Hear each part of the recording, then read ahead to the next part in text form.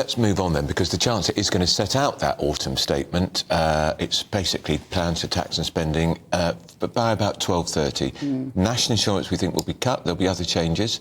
We're going to talk to the Tory MP for Uxbridge and South Ruislip, Steve Tuckwell. Steve, morning to you. You are a new MP, of course, because you were the surprise winner of that by-election in Uxbridge and South Ruislip, because the Tories turned it into a referendum on Sadiq Khan's hated ultra-low emission zone expansion. What you were with the Chancellor, we've seen a photograph of you with the Chancellor just the other day in his office. So what are you hoping he's going to do for your constituents? Well, it's great to be on here this morning. As you say, a few months ago I wouldn't have expected to be stood here, but it's going to be my first autumn statement, and I'm really looking forward to hearing what the Chancellor has got to say. There's been lots of speculation about what isn't going to be included and what isn't going to be included, and I'm really looking forward to understanding what the fine detail is so I can take that back to my constituents, which is an area that I'm championing local businesses and supporting our high street. So I wouldn't want to really speculate on what the fine detail is going to look like, but I'm really looking forward to understanding what's going to be announced in about the next hour and a half. Tax cuts for businesses in 50 years, Steve. Well, again, there's a lot of speculation about tax cuts and business rates, and again, it would be wrong of me to kind of second guess what is going to be included in the fine detail. So I'm really looking forward to understanding what that looks like for my constituency and about how it can benefit businesses in Uxbridge and South Ruislip. You stepped into the very big shoes of Boris Johnson in Uxbridge and South Ruislip, Steve. How are you finding the job? I'm immensely enjoying it. It's an area where I was born and raised. I've spent my entire life. I started my working career as a postman in Uxbridge, and I'm really looking forward to representing the people, my friends, my neighbours, people all around me as their Member of Parliament. So the last few months has been an incredible privilege for me. As I said, I didn't expect to be stood here talking to yourselves on the day of an autumn statement. But again, I'm really looking forward to hearing what the benefits are going to be included in that autumn statement, so I can go back to the doorsteps of Uxbridge and South Ruislip, the many hundreds of businesses I've been talking to since I've been elected as an MP, and understanding how I can support them as local businesses and really supporting our high streets as well.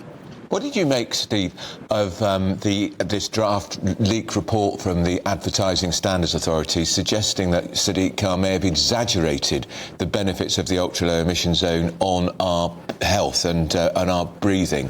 And if that's the case, he's effectively lied to the voters.